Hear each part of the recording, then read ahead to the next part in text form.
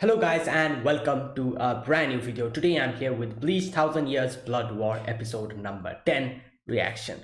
Alright, the previous episode, a crazy thing got revealed that is Unohana, her actual title is Yachiru, and not only that, she is actually the first Kenpachi, and obviously Zaraki Kenpachi is the present Kenpachi, so she was like the first Kenpachi, and we already knew that she was part of the Kote 13, so it's not such a huge surprise. Like, we also kind of got, like, that flashback of her fighting, so I guess it's not that much of a surprise, but still it was surprising to hear that she actually was like the strongest, because as far as I remember, like, the Kenpachi was like the strongest, holding the title Kenpachi means like you're the strongest out of all the captains or something like that, like, in matter of power. So she was actually the strongest, which is crazy, and yeah. So we also got to see she was going to, like, now going to train Kenpachi with Zaraki about Zang, no, what did they call it? uh, I forgot. It's like Shunsu mentioned something like some kind of a technique. I forgot, but Zanjetsu or something. No, anyways, it's something like, like a new technique or whatever. And like, in that technique, as soon she said that either of them is going to survive. So yeah, that's another thing. And a few other things happened as well. Ichigo and Renji met uh, Kirio. Yeah, and we got to see, she kind of explained that the next person we're going to meet is the person who made the Zampactos, and she was the one who made the Mortsos, or that concept. So interesting. I'm really interested in seeing, like, what type of explanation that has. Like, someone who made the Zampacto. Then how did the captains and the others fought before the Zangetsu was made? Zampacto was made. All these things, and yeah. So let's see what happens this episode. Let us begin. I'll be putting the subtitles and the timer here, simply to whichever is your preference, and let's get started. Okay, here's the countdown. 3, 2, 1, go. Oh yeah, did this happen? He saw that he died, but then he came back.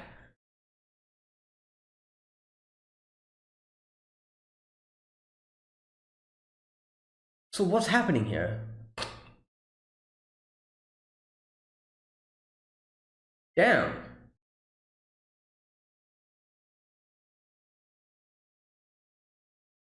Oh.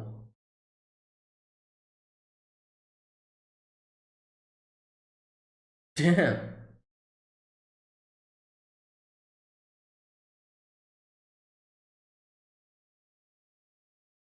Oh. So it's kind of like what's happening now is kind of like what happened before when he fought her for the first time or something. Okay.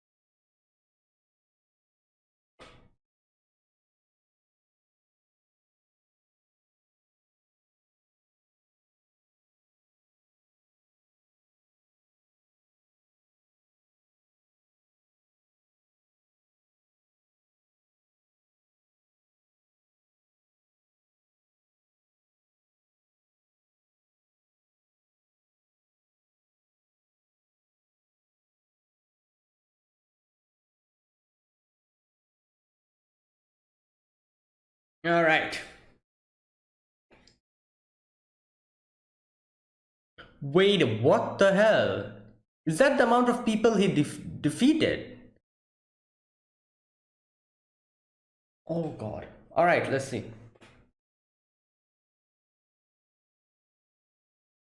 Oh wow, that was interesting. Several hundred years ago.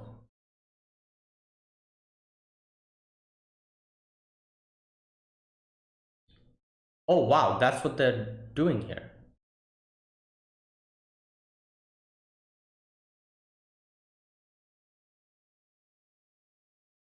Hmm. Oh wow. Oh, she's the one who defeated. No, wait, what? No, no, she's not the. Oh, it was Kenpachi. Zaraki. Damn. Oh.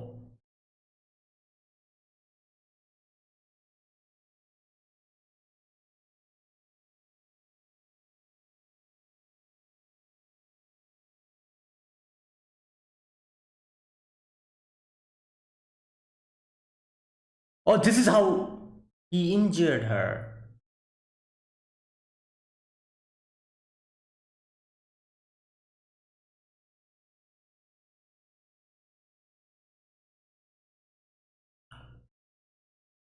Placed shackles on himself before. What? What? Oh, interesting. So she's saying that because he fought her, Zaraki is weaker. Is that what she's trying to say here?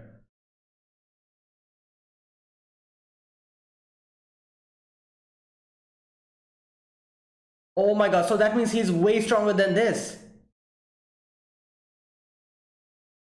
Yeah, he doesn't even have his bankai. Like, that's the thing. He doesn't even know the name of his sword.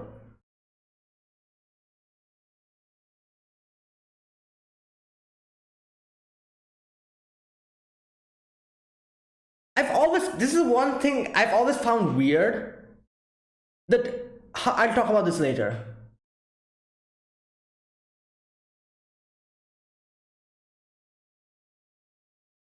You suppressed your power to the limit. So he always fights someone and suppresses it to the limit. That's why he found Noitora.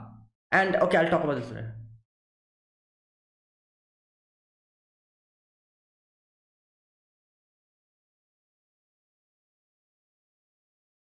Hmm.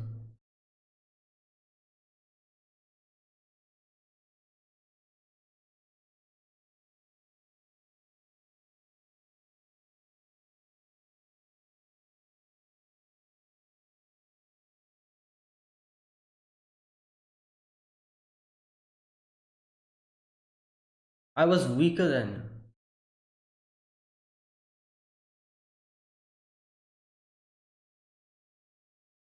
You would never experience a child.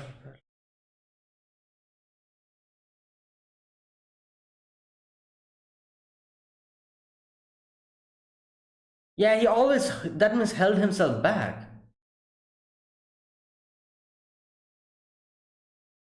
My weakness drove you to.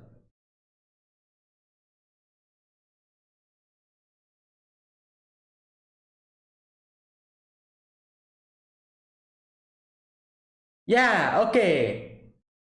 Oh wow, this makes so much sense. I've always found it so weird how he wasn't able to defeat Ichigo but then defeated Noitora.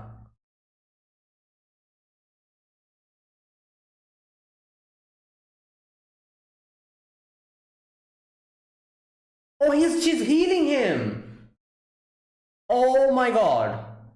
Until so she's fighting him multiple times so that he keeps breaking the shackles and goes to that form. Oh my god. Everything makes sense now. Damn.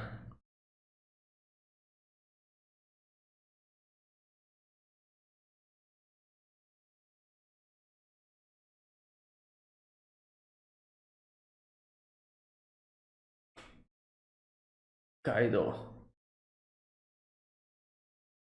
She's healing herself as well, obviously. Oh, this is the first time we're seeing this. What the hell? Minazuki. What is this?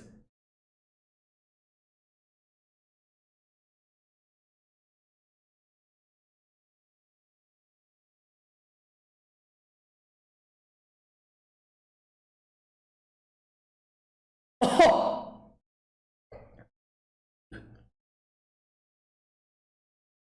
oh, she's insta healing. Good damn. Wait, she's using her blood?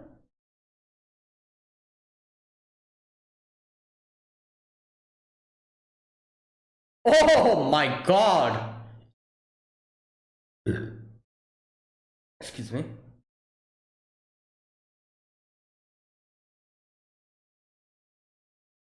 This is it's so dark I can't even properly see what's going on.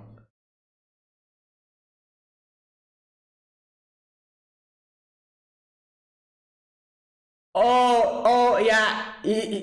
As she said, he's breaking his shackles little by little.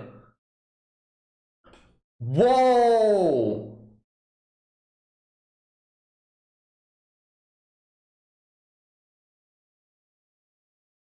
What is going on?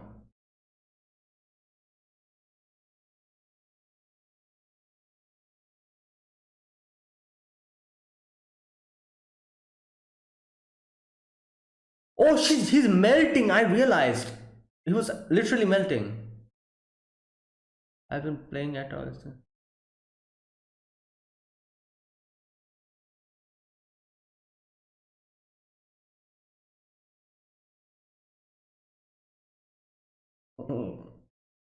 What? Friendly banter? This is what is this? Battle. Okay. Oh yeah, he's getting stronger and stronger.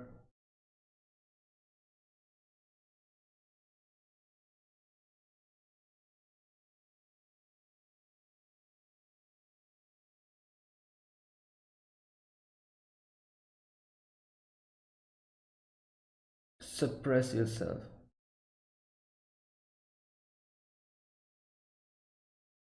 Learn the ability to heal myself. Oh wow, interesting. Both had their own ways.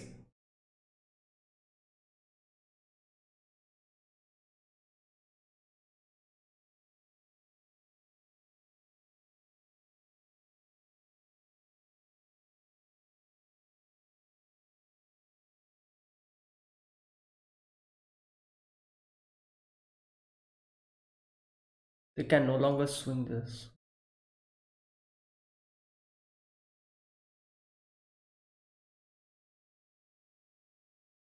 Or nurturing them.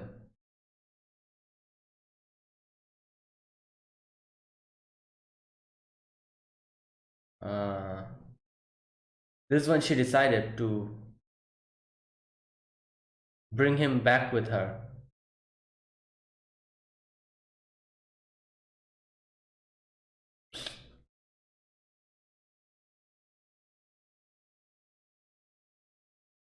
Oh my god.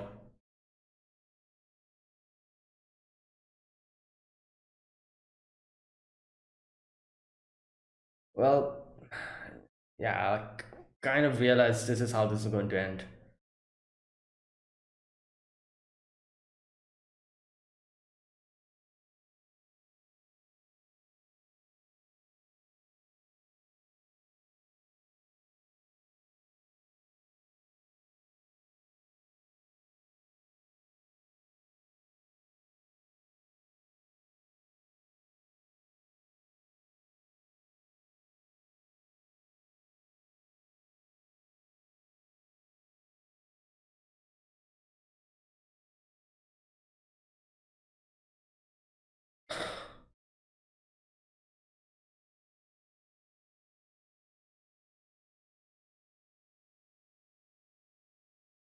Yeah, they need his power.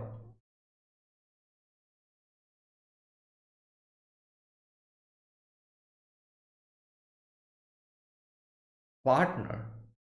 Wait, is she talking about Yachiru? Oh no, she's talking about his Zanpakuto.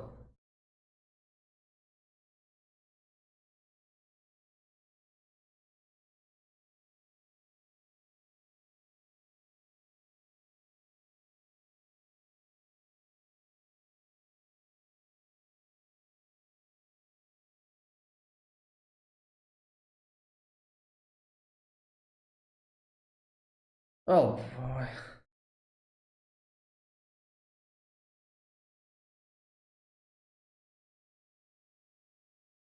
Oh my god.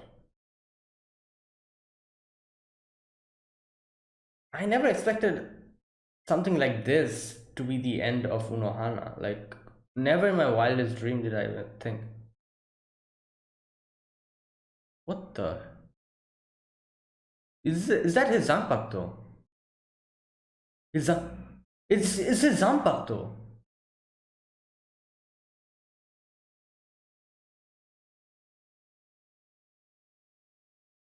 Wait. Genpachi's Zanpakuto is a lady? I think that's a lady's voice.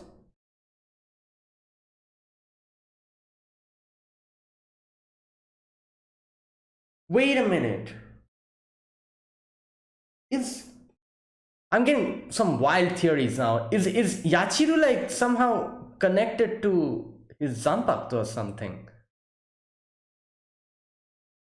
I don't know. I'm getting weird theories in my head now. Now I'm thinking maybe Yachiru is somehow connected to his sword, and she's actually the original, identity of his Zanpakuto or something. And she's always been with him, but he never realized that it was his Zanpakuto, something like that. I'm thinking now. All right, this guy.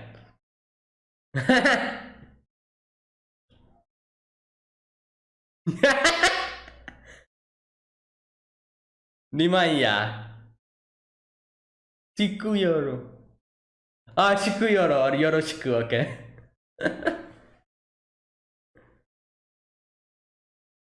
What? Wait, what is going on here? Wow, Con is. What the hell? Wait, is this his place?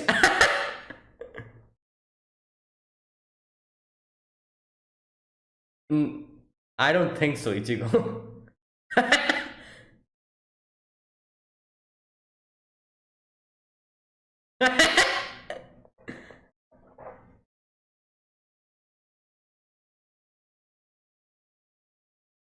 Oh, then. Blade God, okay. Yeah.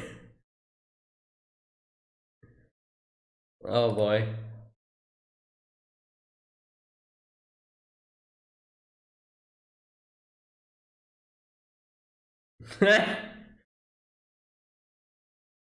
What? Um. Yeah, say Shikoyoru, not Yoroshiku. Yes. Oh, yes.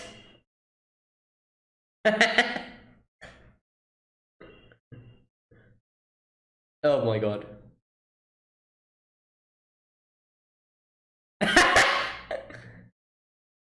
Wow. Look like bananas. Ooh. Mira.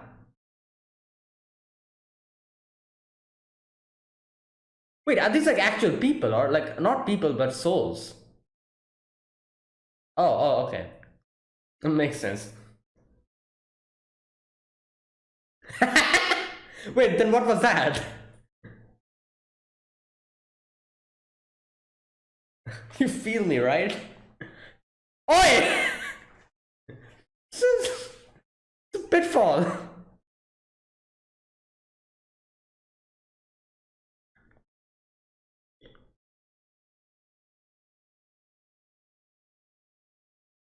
What?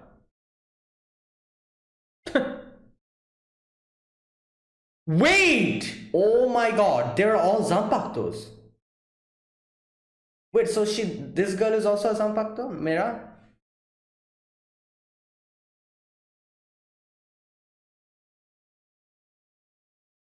Wait, what? Oh, it took me a while to realize what happened.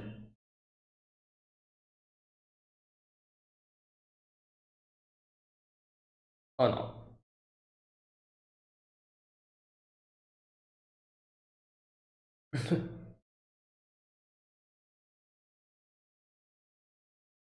Oh damn.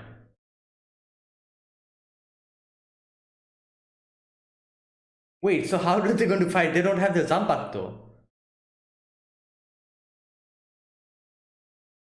Number one.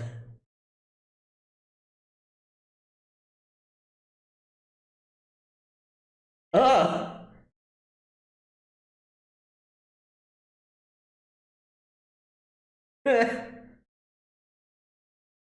So,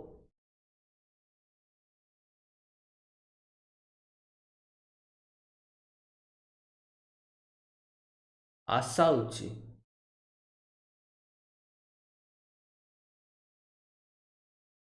Nameless Zanpakuto. Ah! Wow! Interesting.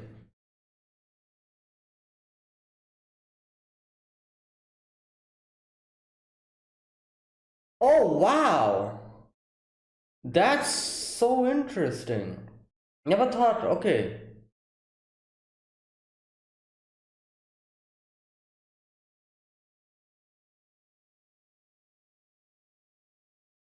It's your training arc, so that's why.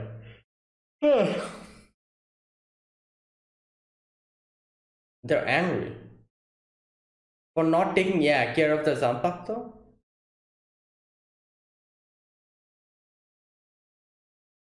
Hmm. They're crying.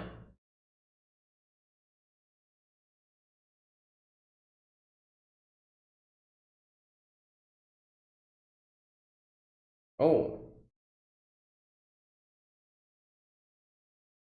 Oh, that's, oh god, here we go.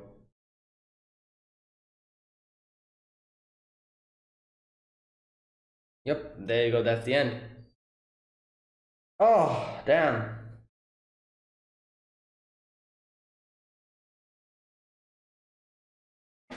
So it was okay. Few interesting points came out in this episode. First of all, you know what? I've always thought it was extremely weird how like Kenpachi fought Ichigo, in the first part, and like Ichigo defeated him. Then the time comes when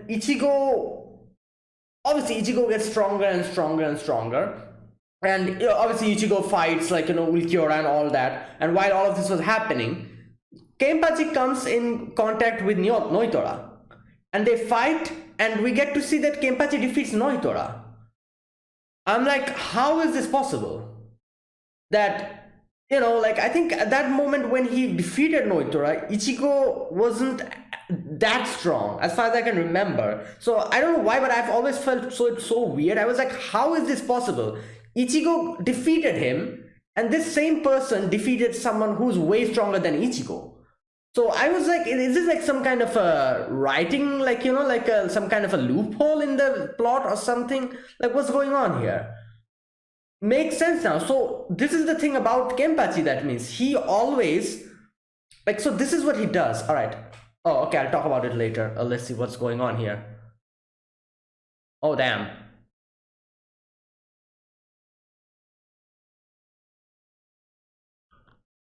Oh, Renji passes. What about Ichigo? Oh,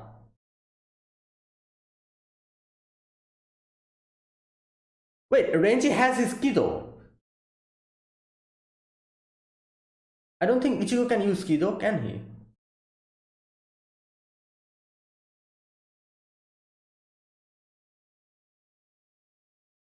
Emotional limit.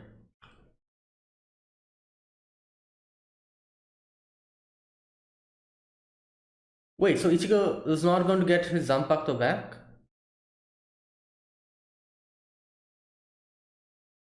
Oh my god.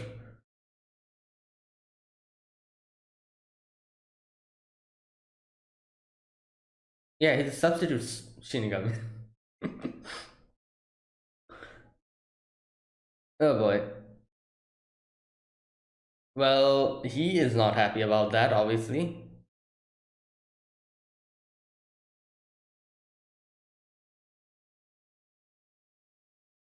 She reminds me kind of Tatsuki, Mera.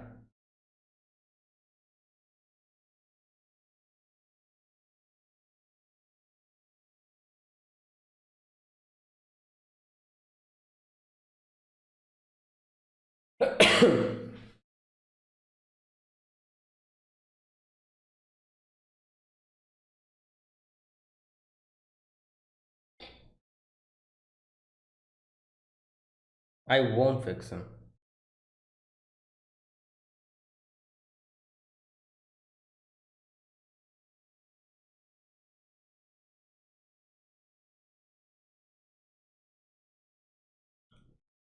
Oh, whoa. Damn. Damn.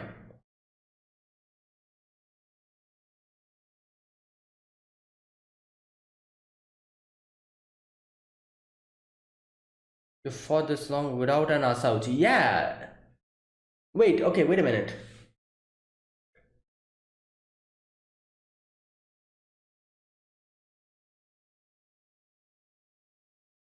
Uh, oh, the whole Quincy thing. Maybe? Kurosagi Clinic. So this is going to be like a him traveling in his past or something, something like that. Without sin. I like the sun. Everything but the rain. Oh, that's the next episode. Damn. All right. Okay, that is it. Yep. So, like I was saying, it's so interesting that in this episode, I got one of my biggest question I had in Bleach answered properly. Like I said, I've always found it weird that Ichigo and Kenpachi fought for the first time. Ichigo defeats Kenpachi even when Kenpachi opens up his patch, eye patch with his extra power. Ichigo defeats Kenpachi. Then later on, I remember what's his name? Ichigo lose, Ichigo having, when Ichigo was improving little by little, he was continuously improving. But then comes a time when he fights, when Kenpachi fights Noitora and defeats him quite easily. And I was like, how is this possible? If he's able to defeat Noitora, why wasn't he able to defeat Ichigo at that moment? It makes so much sense. So it has a proper explanation. I actually thought it was like some kind of a writing like loophole or something. I thought maybe it's something like that. No, the explanation here, as far as I could understand here, is that Kenpachi always judges the enemy, and to make the battle more fun. Like, this is the thing, he either, he kind of looks at the opponent, judges whether they're capable and worthy enough to be his opponent. If they're extremely weak or not that strong, he just defeats them quickly and does the job. If he finds someone interesting or finds someone worthy enough for his to actually fight with his all, what he does is that obviously he is way stronger than that other person. For example, Ichigo. He saw Ichigo, he probably found himself interesting, Ichigo interesting, and that's why he lowered his power level unconsciously so that he could keep fighting with him, and up until the edge they can he can just keep having fun by just fighting each other. He was way stronger than Ichigo at that moment, but he unconsciously lowered his levels. So it's as if he's lowering his level cap. He's if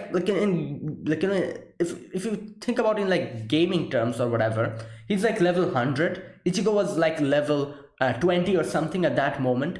He saw Ichigo was quite weak, but he realized that, yeah, this guy has potential and he's quite fun. So he decided to lower his level cap to level 20 and fought Ichigo. And and then fought Ichigo and then got defeated.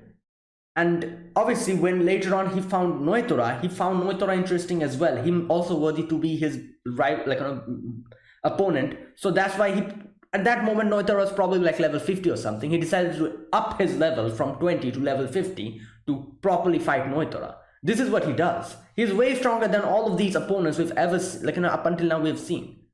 He's way stronger than them all. What he does is he lowers his level cap. That's what he does, to actually fight with them and keep prolonging the battle. That's crazy. And he himself never probably realized it or something like that, Because as Unohana says here, not Unohana, what the hell? Yeah, Unohana. Okay, yeah. What Unohana says here is that he she was weaker than him when he fought. But to okay, I'm going to read that section. And he has always been doing this. He's been suppressing his power to have a better fight with everyone. And that is why he like he always like has fun battling, and he always just and that is also the reason why he doesn't even know his Zanpakuto's name, because he's suppressing everything. And okay, so this is what I understood from this. And all right, so let's see. We get to see. Oh, and that is also why Unohana said that like she was constantly healing Kenpachi when fighting him, because as Unohana said that the more Kenpachi fights with someone, Unohana could realize the more his shackles is loosening, and that is why she fought with him multiple times here, pushed him to the edge. Almost Kenpachi died, then healed him back up again, and Kenpachi started fighting her again, so that she repeated them multiple times, so that her shackles get more weakened every time he fights with her to death. So that is the reason why little by little Kenpachi starts getting stronger, and actually unlocks his actual power and defeats Unohana. So this means that all this time Kenpachi probably could have defeated Unohana at any time. Not only Unohana, I'm pretty sure he probably could have defeated all the enemies that we have fought up until now. I'm not sure about Aizen though, but all the other characters, for example, Ulquiorra, who else? Maybe Stark as well. Stark, Haribel, like everyone, all the Espadas, all the characters that we saw who were quite strong. Who we had trouble fighting. Ichigo had trouble fighting. He could have probably defeated them all if his shackles was actually not there. That's crazy. Oh, my god. But I'm pretty sure he does have his limits. I'm pretty sure he's not stronger than Genryusai. Neither he is stronger than, like I said, Aizen. I'm pretty sure against Aizen, like Aizen's final form, is not as strong as that. I don't know why, but this is the feeling that I get. So yeah, but he's pretty strong. He's probably the strongest out of all the characters here currently. Not sure about Yahabaha though. I'm pretty sure Yahabaha is extremely strong. So excluding him, I'm pretty sure Kenpachi is way stronger than a lot of people that we think now is going to be a threat or something like that. But anyways, damn. Okay, so now we get to see, okay, in this episode we begin with them fighting, Kenpachi and Unohana, and Kenpachi realizes, not Kenpachi, oh, Zaraki. Kenpachi is the name of the title. I always gonna call him Kenpachi, so I'm just calling him Kenpachi. Zaraki finds himself always coming back, like just almost dying and then coming back. He found it extremely weird, obviously, and he's like, what the hell is going on? And we get to see a little flashback here, and he says, where is that section? Okay, this is what he says. He says that I've never really gotten felt like this before. I never had these blackouts. He said this bring back memories. I always enjoy my battles, but not to the point where I lose myself or have blackouts in the middle of it. That only happened once, the day I fought you. So this exactly the same thing happened on that day as well. All right, so then next we get to see the little flashback where Unohana is in that place trying to find someone worthy enough, strong enough for her to battle. Rukon district several hundred years ago, and one of the lieutenants comes and he's like, oh, we don't have any people here that can satisfy you. And Unohana's like, oh, you realized what I'm trying to do here. And while all of this was happening, she's like, what the hell, what is that mountain of pile of bodies behind? And the guy's like, wait, I thought that was you who made it. And then Unohana realized there's someone else here, and yeah, it was Zaraki Kenpachi. Kenpachi is like on the top. He jumps down and he actually, I'm guessing Unohana probably, like, I don't know, thought probably underestimated him or something at that moment. Obviously, random kid just drops down and from a it's quite weird, drops down from a pile of bodies, but still, she probably thought like, ah, who's this boy? And that's why Kenpachi was able to deal damage to her. Or maybe clearly he was stronger than Unohana, because Unohana does say that, yeah, you were way stronger than I was weak in front of you. But okay, so after that, yeah, that is how she got the wound. And okay, this part I'm going to read it here. I hadn't expected this. I never would have thought that I would experience such unparalleled joy by crossing blades with a child. But I never thought that child would become shackles, would place shackles on himself because of our battle. And I'm guessing this is where Kenpachi started putting shackles on him, because I'm guessing this is the first time Kenpachi found someone who's actually way strong, like kind of similar to him in strength, because up until now he always found everyone weak and just defeated them. So where as soon as he found someone who is a lot closer to his strength level, he probably realized that even if she is so much closer to my strength level, if I use my whole power, she is going to get defeated easily. I can probably kill her here. He didn't want that. This is Kenpachi. He wants to have fun battling different people, and he never really found a worthy opponent up until now. Even if this worthy opponent, Unohana, is less stronger than him and he could easily defeat her, he decided that I would probably never get an opponent as worthy as this lady in front of me. So unconsciously, he put his shackles on himself to lower his power so that he could keep fighting with Unohana and keep enjoying the battle. I think that's what happened here. Correct me if I'm wrong. And yeah, like I said, like, that Unohana was probably like something like, again, I'm making this like a whole level thing, like using like gaming terms. I'm pretty sure Kenpachi at this moment, I'm just kind of taking a rough estimate, level 100. Unohana was like level 80 or something, and Kenpachi was like, wait a minute, I'm stronger than her, but she's the strongest person I've ever met, and she's the most worthy opponent. So that is why, so that he does not defeat her that quickly, or to make the fighting more enjoyable, he decided to lower the level cap from his own level cap from level 100 to level 80 and decided to fight like equally. And that's what happened, and that's what he does all the time, I'm guessing. So okay, now okay, so now we get to see them battling again here, and he's saying that when I wake up, I feel reborn. This is exactly what's happening now. Unohana's making just a minute. Yeah, she's making, just a minute.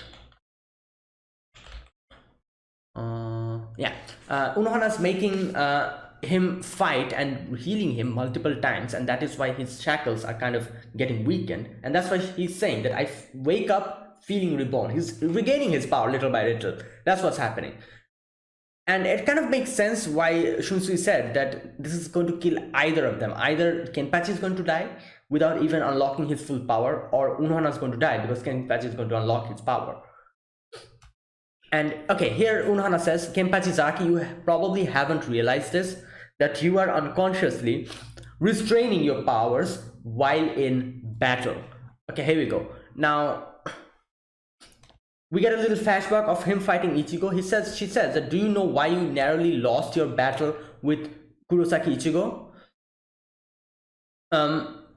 Do you know why you narrowly won your battle with Noitora Gilga? Yeah, these two were so weird. Like, I felt these two completely like, these two things, like he got defeated by Ichigo, but he was able to defeat Noitora, which clashed so much. I felt this was an actual like plot hole or something. I was like, what is this? How is this possible?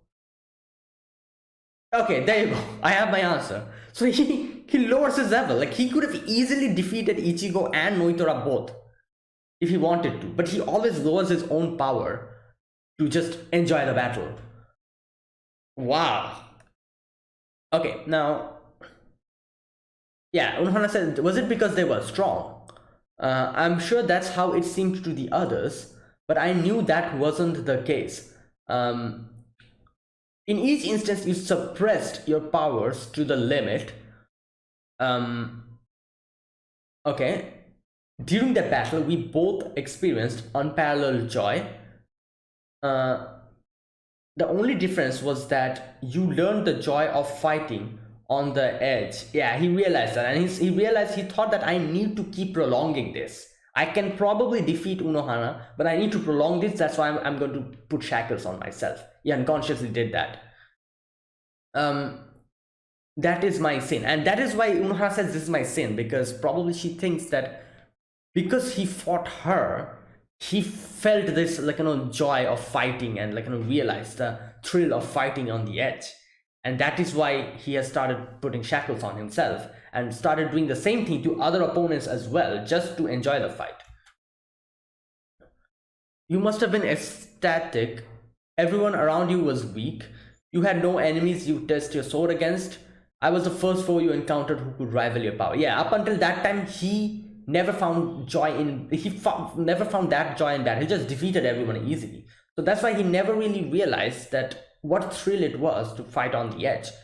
Fighting Unohana made him realize the thrill, and that's why he decided to put the shackles on himself. Okay. Wow, this is so interesting. I never thought this would be like the reason why Kenpachi is this, like, like this, like a underlying reason like this behind him. And here Unohana says, I was weaker than you. I was the first person in your life you could call a foe. You believe that, yeah, there you go. She exactly says what I was saying.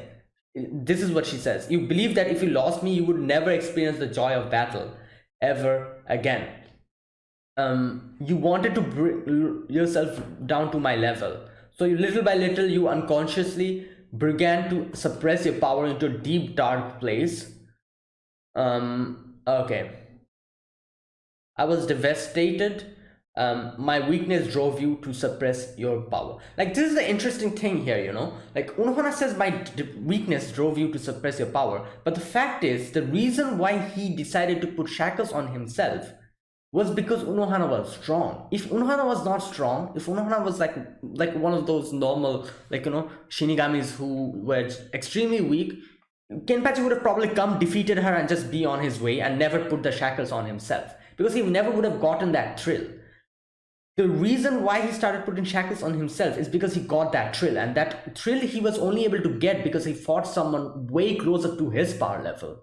Yeah, definitely Unohana was weak in front of him, but it is also because she was that strong that she could carry on with Kenpachi. She could go toe to toe with Kenpachi. That is the reason why Kenpachi decided that, oh, this is the only chance I have to prolong this battle. If I lose Unohana, I would probably never get a worthy opponent in front of me. So let me suppress my power and prolong this as much as I can, so that I can keep enjoying the battle. And that's what he did. It's like her being that strong actually made Kenpachi do this. It's kind of weird, like it is also, like, if you think about it in that way, it is like, as she says, my weakness drove you to suppress your power, but at the same time, it is also her strength that made Kenpachi do this. Because if Unohana was not strong, he would never have done this. He would have just be on his way just after defeating her.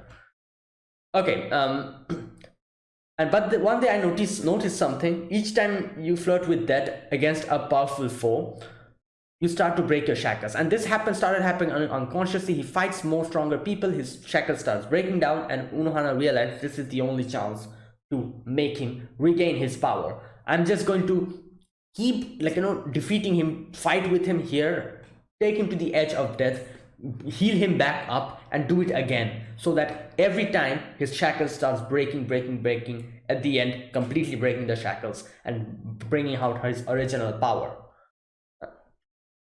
I am stronger than anyone besides you. That is why I will kill you. Even if it takes 100 or 1,000 tries. Yeah, so she was killing him and bringing him back. That is why I will heal you. Again and again. Until you return to what you really are. There you go. So there you go. That is the secret of Unohana and Kenpachi. From there, you will surpass me and reach even greater heights. Yeah, and then Kenpachi, that's what exactly what happens. Kenpachi, yeah, starts fighting more stronger and stronger. Now, after that, we get to see a little bit more of Unohana's Bankai. I really didn't understand what her Bankai actually does. Okay, and we also see she's also healing herself, and her Bankai, Minazuki, I think that's what, yeah. She, like, it's like a blade of, like, it kind of puts blood on the blade, and it's like falling on the ground. And okay, so what was happening here? What is here? I really do not understand what her Bankai was. Was it like melting everything or something? Because I remember that scene where Kenpachi's face was half burned off, and I think that was happening, wasn't it? The blood was so hot that it was melting everything. Is that what Minazuki does? Like, like seething hot blades of blood. She just uses it to attack the enemy. Is that what's happening? I'm not really sure, because she doesn't really explain what her Bankai does. Okay, so yeah, that was a crazy Bankai, good lord. And oh, super fast regeneration as well. Like Kenpachi was hitting her, she was bleeding and just healing up instantly. And so okay, she starts battling Kenpachi, and okay, after that, what happens is Kenpachi little by little starts regaining his power. Even while using her Bankai, we could see that Kenpachi is getting stronger and stronger. And here there was like a certain scene where we see like Kenpachi's bones come out completely, and his head, like this part was like completely melted. He says like, "What is this? This is different? All of it feels different. Everything is different. But why?" And so that's it. And then he says that, okay, where's that part? I've been asleep this whole time. He realizes that now. He realizes that he's getting stronger and stronger, so he's been suppressing his power. And then he's like, but thanks to you, oh, wait. All this time I thought there wasn't a word for in this exchange, but thanks to you, I've finally learned what it's called. Yeah, the battle, that whole thing, he says. And okay, so here in the end, Unohana kind of says that I always knew that you enjoyed battle. Every time I realized that, all the time after watching you. Say Kenpachi Zaraki, you learned the ability to suppress yourself so you could enjoy the battle for eternity. I learned the ability to heal myself so I could enjoy the battle for eternity. Interesting, like both does the same thing but in the different ways. He suppresses himself, Unohana heals herself to enjoy the battle.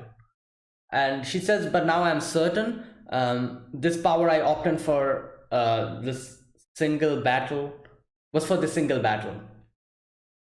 And he kind of says a very interesting point here. She said that there could only be one Kenpachi, and it's an inevitable fate. The reason for her is that, like, because when the strong finds the next strongest, they can no longer swing their sword for their own sake.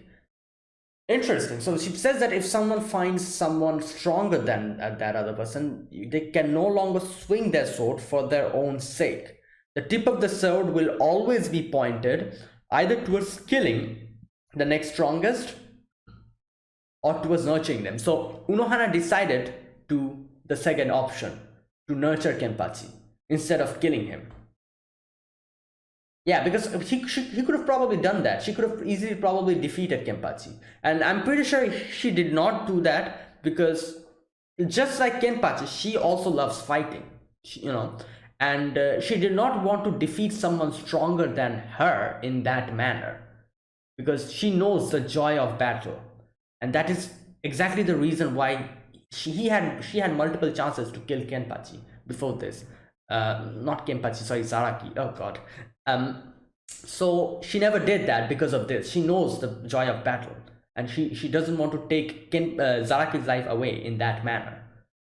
And that's why she decided to nurture him instead of killing him. and that's why she stopped swinging her sword for herself anymore.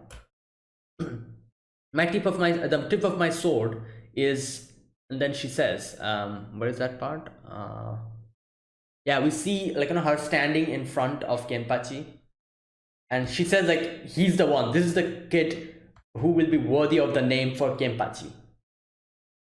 And because she knows the like she loves fighting this much, and she knows what actual power is, that is why after finding Kenpachi, she was like, yeah, this guy is the one. He's way stronger than me, and that is why I'm going to nurture him so that he could become even stronger than me. And he is stronger than me, but even more. And she says, in the end, she says like, you are the only person who brought me joy, Kenpachi. Makes sense, because like she loves fighting, and Kenpachi gave her that fight.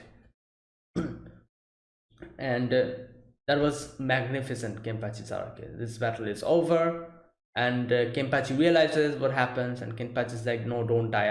I haven't had enough.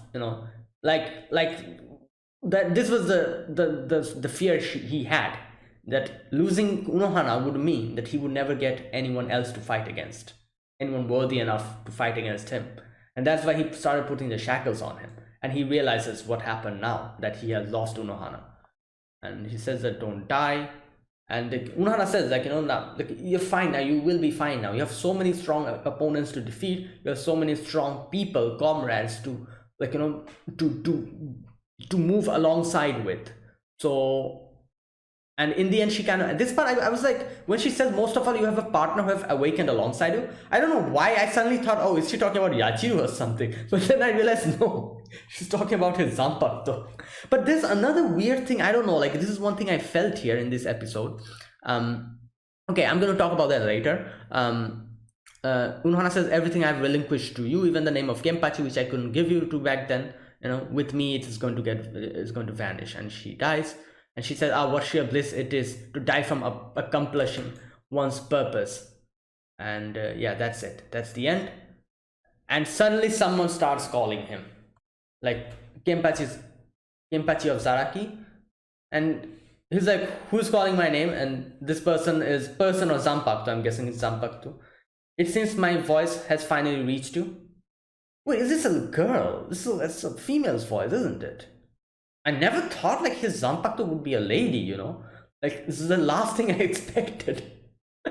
I don't know why, because yeah, like obviously I was not surprised seeing the Zabimaru being like an actual, like from the the Zanpakuto rebellion. Zabimaru was a woman, wasn't it? Or a woman and a monkey or something like that. I forgot. Yeah, that was Zabimaru, wasn't it? And like I wouldn't be surprised at any of the other things, like but Kenpachi is like Zanpakuto. I thought it would be someone completely like Kenpachi, like this crazy hair, something like like extremely muscular, this tall, that type of a person, or someone like that would be his Zanpakuto or something. I don't know why I expected that. So I was extremely surprised to see that this is like a voice of a girl. And another thing, like as soon as I heard this voice, and I was like, okay, wait a minute, this is actually lady. I don't know why, but my head suddenly went in the direction. I was like, wait a minute, it's like Yachiru is somehow connected to this. I'm talking about the Yachiru, his lieutenant. Like this is the thing now I'm thinking now. The Zanpakuto says that the voice of the one who has been watching you longer and closer. This line, who has been watching you longer and closer than anyone. This line screams Yachiru. She says like, you never got to hear my voice, but I've been watching you longer and closer than anyone. Yachiru is that person. And I don't know why, but I get this feeling that maybe Yachiru is like not an actual human being or something. She's actually the it could be it could be that case, Yachiru is actually his Zanpakuto spirit, and since he never he never got to connect with his Zanpakuto, Yachiru took a human form or something, I don't know, not Yachiru, yeah, Yachiru, and she came in front of Kenpachi and decided to just hang out with him and all the time, and they're like best of friends, but Kenpachi doesn't know that it's actually his own Zanpakuto that's in that form. Like if that's a sort of a revelation comes in the next episode or the episode after that, I wouldn't be surprised if they suddenly reveal that, oh, Yachi was actually Kenpachi's Zaraki's Zanpakuto, and he never knew that, and like now he knows that. It wouldn't surprise me at all, because it is true, we know barely anything about Yachi. Who is that girl? Where did she come from? Like, all these questions. And how is she that strong in that age? She's a little kid. She's extremely strong for her age. Like, my god, like we've seen her. So all these questions, it would make so much sense if she's actually the Zanpakuto. But I'm not really sure. I'm 50-50 at this, It could be, it could not be. I'll just wait and see what happens in the upcoming episodes. I'll probably get my answer. And because, yeah, like I said, this line like bugs me so much, where she says, where is that part? Just a minute. Yeah, the voice of the one who has been watching you longer and closer than anyone. This line is extremely suspicious, because I feel like this is like they're hinting that it's actually Yachiru, because Yachiru has always been with Kenpachi. She's the one who has always been keeping an eye on Kenpachi all the time. And I don't know, that is why I think like it's I might be wrong, I might be completely wrong, but let's wait. And Kenpachi's like, huh, who the hell are you? And here again, like another scene in the flashback, we see Kenpachi with his sword and just small little Yachiru on his back. These are like the things that are making me feel as if Yachiru is his Zanpakuto, which he never knew, but now he's realizing it. He will realize it little by little. But anyways, and the Zanpakuto says, it's nice to meet you, Kenpachi Zaraki, and my name is... there you go. Well, obviously they're not going to tell us. We'll get to see that later on. Now, after that crazy situation, like that thing, we get to meet the next character, not next character, but the guy. What's his name? Nimaiya, I think that was his name. I am #1 Zanpakuto creator. Etsu Nimaiya, there you go. And Ichigo and what's his name? Renji went there, and they suddenly ended up in like a host club or something. I don't know, like a hostess club, yeah. And these all the ladies are just there. Kon is very happy. And I love the fact that Ichigo is correct. Ichigo is like, what are these? Are these illusions or something?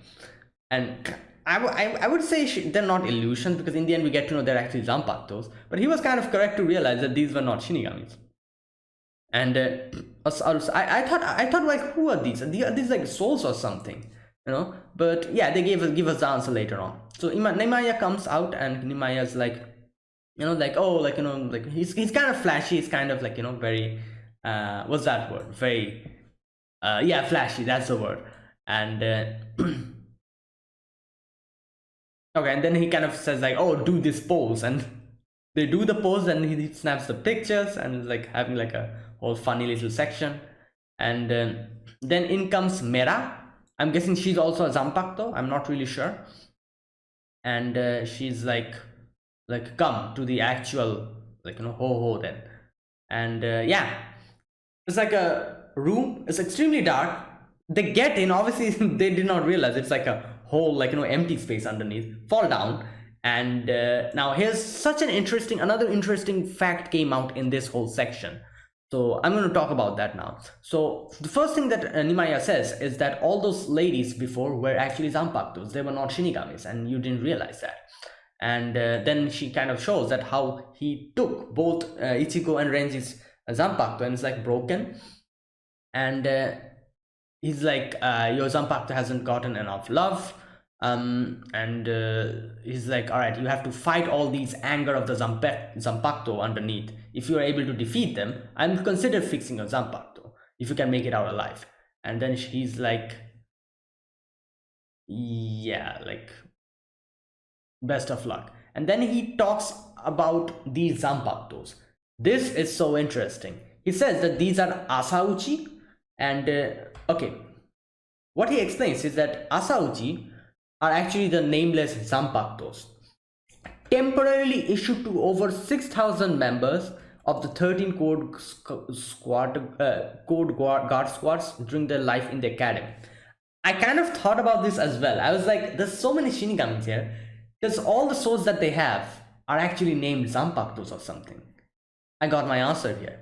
That not necessarily. The people who are in the academy, they never get a Zanpakuto. They get like this Asauchi named like Zanpakutos. Okay, so, and are officially issued when they become a squad member. So he talks about how a Zanpakuto is formed after this, which is again very interesting. He says every Soul Reaper eats and sleeps with their Asauchi. Through continuous training, they imprint their essence of their soul upon their Asauchi to create their own personalized Zanpakuto, which makes so much sense because most of the time the Zanpakuto really resembles their owner.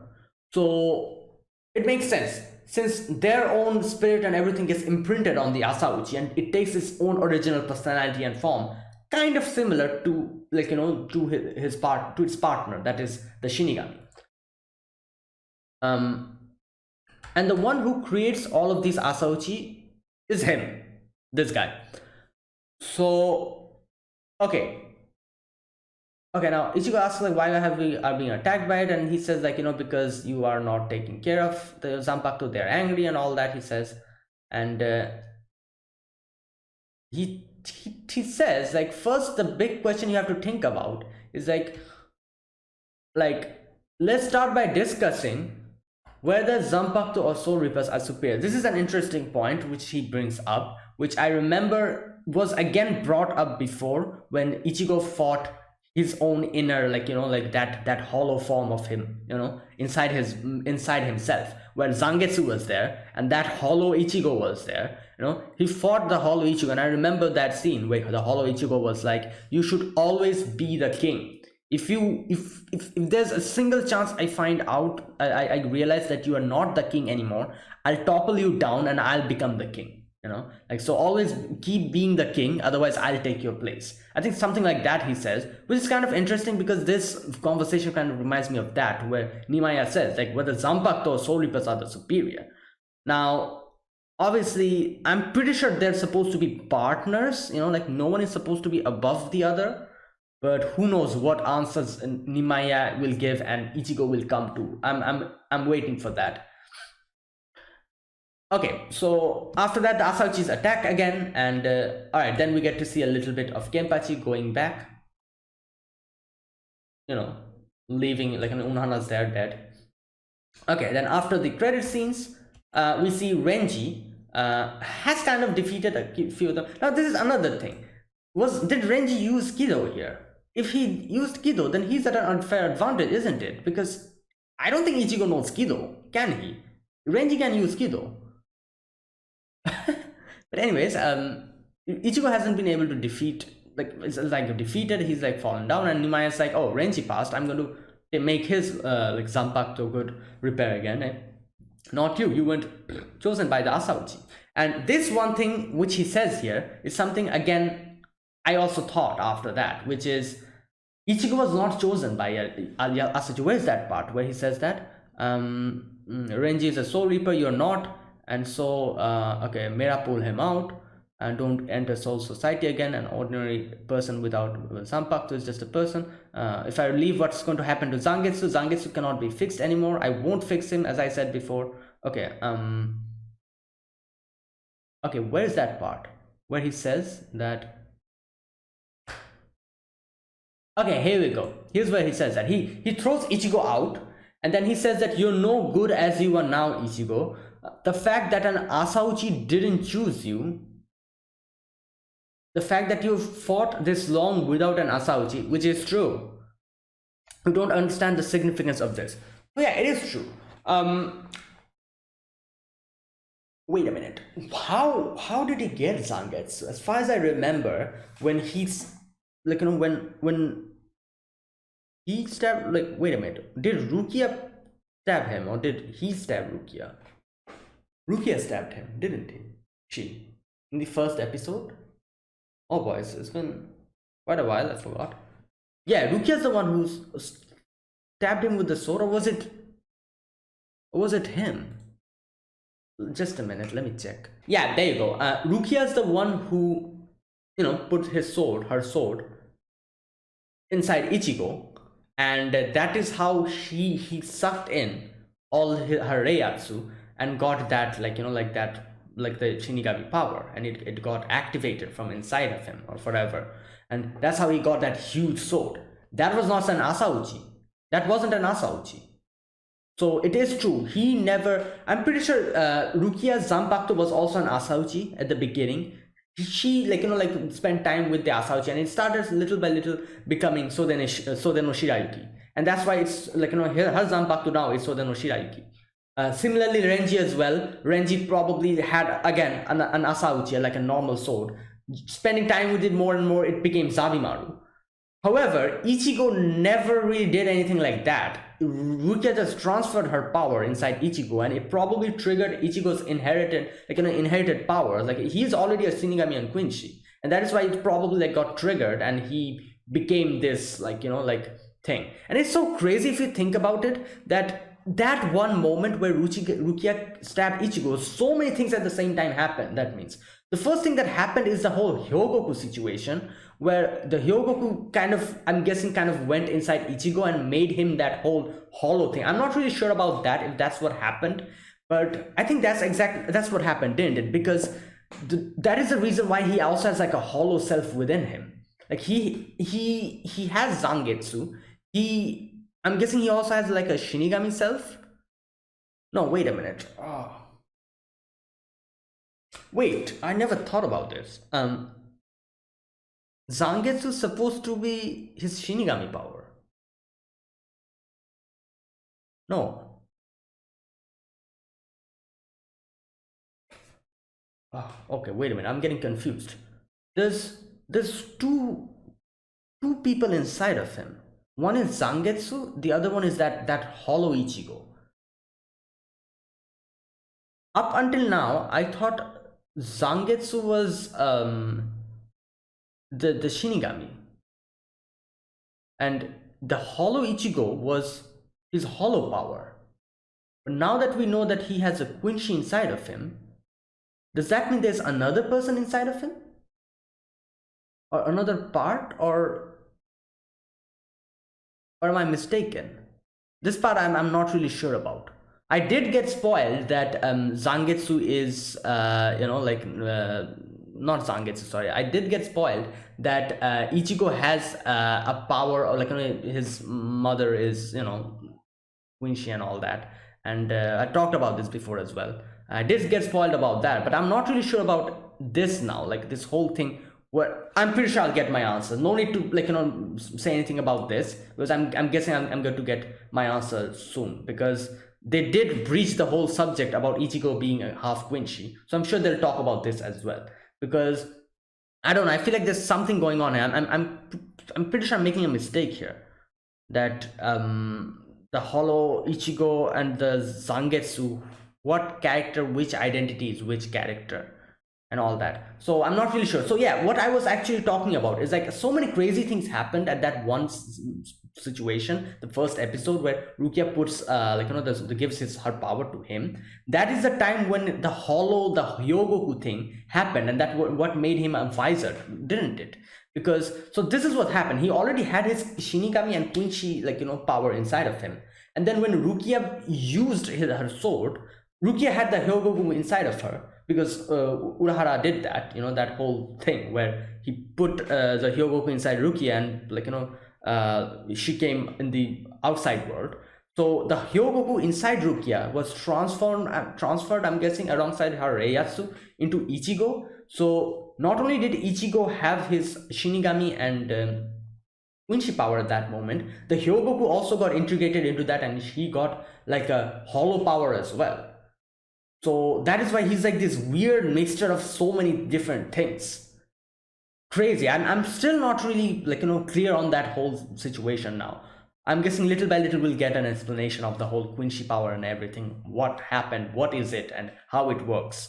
So we'll see. But other than that, yeah, like so many things happened there. And Yeah, what I was talking about. So Asauchi, Rukia used her power to put the power inside Ichigo. So Ichigo never used an Asauchi. Ichigo never was like a normal Shinigami who used the Asauchi and Zangetsu got imprinted on it. No, he used like a ready-made power already ready for him. Like this is the thing. Like if you like take like an example, like a normal example, he never learned how to cook. He started eating ready-made food. That type of a situation, isn't it? Because Rukia already had the food made. She just fed it to Ichigo and Ichigo just started using it. Ichigo never had to cook. Like this is the simplest way I can explain this situation. Anyways, some weird example I took brought out. So yeah, that's what Nimaya says here, and Nimaya says that you need to go back and learn your roots. So learn from the beginning, like go through the actual process, and maybe then only he could probably do something. And that's what Nimaya is hoping. Nimaya says that even if you're learn about your roots, who knows, you might not be able to come back. So he's taking a risk to see if Ichigo is able to do it or not. And I'm sure Ichigo will be able to do it. Let's see. And he's now transported back to the Kurosaki clinic. I do wonder if we're going to actually get to see a backstory of Kurosaki Isshin and his mother. I think that's what's going to happen here. I'm looking forward to that. All right, and that is the end. Great episode. Wow, so many things we got to know, and so many, like, the whole Kenpachi situation got so cleared up inside of me. And like I said, I thought that was like a plot hole or a loophole or some problem in writing where Kenpachi was defeated by Ichigo, but then he himself defeated Noitora. I thought it was some kind of a weird, like, plot hole or something. No, it has an actual like an explanation. Makes so much sense now. And not only that, the whole Asauchi situation and everything, Nimaya, and Unohana's whole situation. We also kind of got a little bit of a like we get to hear from Kenpachi's sword as well, Zanpakuto. I think that's somehow related to Yachiru. I might be completely wrong. I'll just have to wait and see. And there you go. That is it. Yeah, thanks for watching, guys. This was episode number 10 of Bleach 1000 Years Blood War. If you guys enjoyed this video, be sure to press the like button and subscribe. If you're new to the channel or you haven't subscribed, comment down below anything you want to say, anything you want to let me know, and I'll check them out. That's it. Thanks for watching, guys. I'll see you guys next week with another episode. Until then, goodbye and have a nice day.